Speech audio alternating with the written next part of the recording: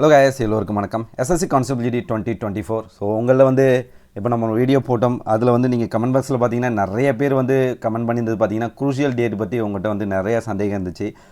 அது ஒருத்தர் மட்டும் இல்லை, ஒரு 5 பேர் 10 பேர் அப்படி நிறைய பேர் சொல்லியிருந்தீங்க. ஓகே, ஸோ அதனால் வந்து அது ரிகார்டிங் வந்து ஒரு வீடியோ கொடுக்கலாம் அப்படின்னு எனக்கு தோணுச்சு. ஸோ அதனால் இந்த வீடியோ வந்து உங்களுக்கு கொடுத்து இதில் இருக்க விஷயங்களை வந்து நான் உங்களுக்கு கிளாரிஃபை பண்ணணுன்னு ஆசைப்பட்றேன். ஓகே, ஸோ இதில் வந்து பார்த்தீங்க அப்படின்னா குரூஷியல் டேட்டை பற்றி நம்ம வந்து ஃபுல் டேட்டாஸ் நம்ம பார்க்கலாம். ஓகே, ஸோ இதை வந்து நீங்கள் பார்த்துருப்பீங்க, நீங்கள் வந்து நோட்டிஃபிகேஷன் வந்து நல்லா படிக்கணும். அதில் தான் நிறைய விஷயங்கள் இருக்குது.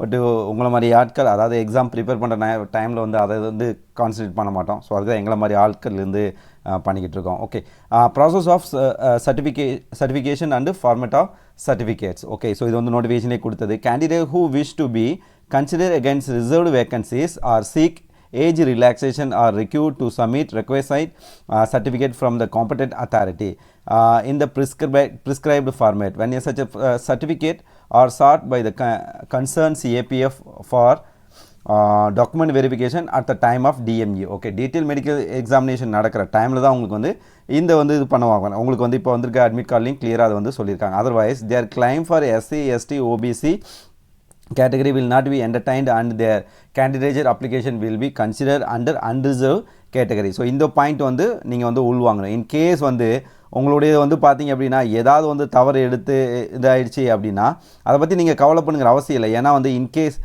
உங்களுக்கு வந்து ஏஜ் இல்லை அப்படின்னா அது எதுவும் பண்ண முடியாது. இன்கேஸ் ஏஜ் இருக்குது அப்படிங்கிற பட்சத்தில் உங்களுக்கு வந்து எந்த ப்ராப்ளமே கிடையாது. அன்ரிசர்வ் கேட்டகரியில் வேகன்சியில் பொறுத்தளவு பார்த்தீங்கன்னா இங்கே உங்களுடைய ஃபைனல் கட் ஆஃபில் ஓபிசி அன்ரிசர்வ் கேட்டகரியில் பெரிய வேரியேஷன்லாம் கிடையாது. மொராலஸ் சேம் வரதுக்கான வாய்ப்பு தான் அதிகமாக இருக்குது. இந்த இஎஸ்எம்மில் வந்து பார்த்தீங்கன்னா சிலருக்கு வந்து இஎஸ்எம்மில் வந்து அதாவது எக்கனாமிக் வீக்கர் செக்ஷனில் வந்து வந்திருக்கு இடபிள்யூஎஸில்.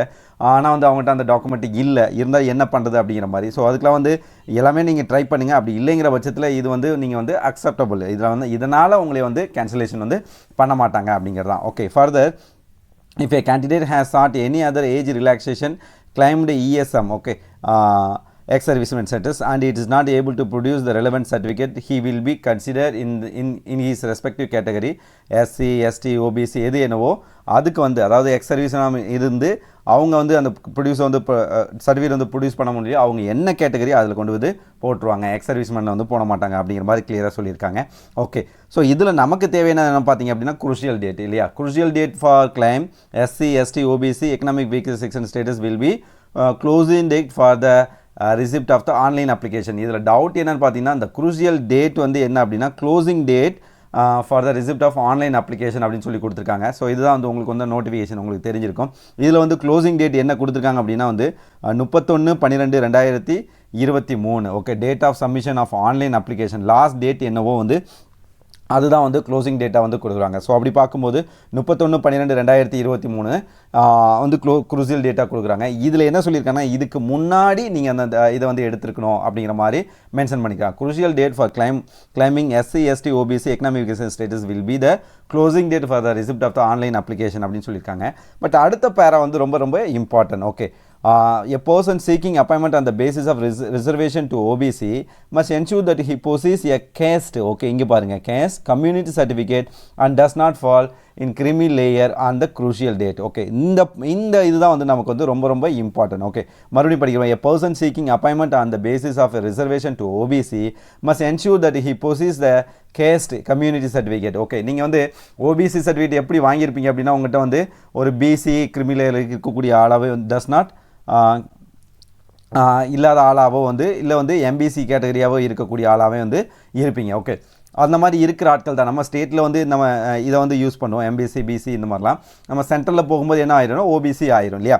ஸோ இவங்க என்ன சொல்லியிருக்காங்க அப்படின்னா இந்த க்ளோசிங் டேட்டுக்கு முன்னாடி உங்களுடைய அந்த குரூஷியல் டேட்டு முன்னாடி உங்களுடைய இந்த இது இருக்குது பார்த்தீங்களா, இந்த டாக்குமெண்ட் நீங்கள் வந்து BCயாவோ MBCயாவோ இது இருக்கிறது இது வந்து இருக்கணும் அப்படிங்கிற மாதிரி தான் இங்கே மென்ஷன் பண்ணியிருக்காங்க. Okay, must ensure that he possesses the case community certificate and does not fall in creamy layer on the crucial date. Okay, so நம்ம வந்து இங்கே போகணுங்கிற அவசியம் இல்லை. இந்த OBC சர்டிஃபிகேட் வந்து அதில் தான் நிறைய பேருக்கு சந்தேகம். இந்த OBC சர்டிஃபிகேட் இப்போ வாங்கினா செல்லுமா அப்படின்னா நிச்சயம் வந்து செல்லும். ஓகே, இந்த டாக்குமெண்ட் இருக்குது பார்த்தீங்களா, இந்த கேஸ்ட் கம்யூனிட்டி சர்டிஃபிகேட். ஸோ இதுதான் வந்து என்ன அப்படின்னா கிரிமி லேயருக்கு அதாவது குரூஷியல் டேட்டுக்கு முன்னாடி வந்து வாங்கியிருக்கணும். நீங்கள் எல்லோருமே வந்து அது வாங்கியிருப்பீங்க. ஏன்னா நம்ம வந்து ஸ்கூல் காலேஜ் படிக்கும் போதே அது வாங்கியிருக்கனால ஸோ இதனால் வந்து பெரிய ப்ராப்ளம் எதுவும் கிடையாது. அதனால் குரூஷியல் டேட்டு இந்த சர்டிஃபிகேட்டு ஓபிசி இதை வச்சுலாம் வந்து ரொம்ப கன்ஃபியூஸ் பண்ண வேணாம். நீங்கள் எல்லாருமே எலிஜிபிள். இந்த விஷயத்தை வந்து அவங்களும் வந்து அக்செப்ட் பண்ணுவாங்க. ஏன்னா லாஸ்ட் இயர் பார்க்கும்போது இந்த குரூஷியல் டேட்டை வந்து பெரிய பிரச்சனையாகவே பார்க்கவே இல்லை, அதை கண்டுக்கவே இல்லை. ஓகே, ஸோ இந்த முறையும் அது நடக்கிறதுக்கான வாய்ப்பு தான் இருக்குது. அதனால் இதை பெருசாக கேட்க போகிறது கிடையாது. இதனால் நீங்கள் மன உளைச்சலுக்கு ஆகாதீங்க. இது ஓகே, இது வந்து அக்செப்டபிள். நீங்கள் வச்சுருக்க டாக்குமெண்ட் வந்து பார்த்தீங்கன்னா, அதாவது கேஸ்ட் சர்டிஃபிகேட் எம்பிசியோ பிசியோ என்ன இருக்கும் அப்படின்னா அந்த குரூஷியல் டேட்டுக்கு முன்னாடி தான் இருக்கும். So don't worry. All the best.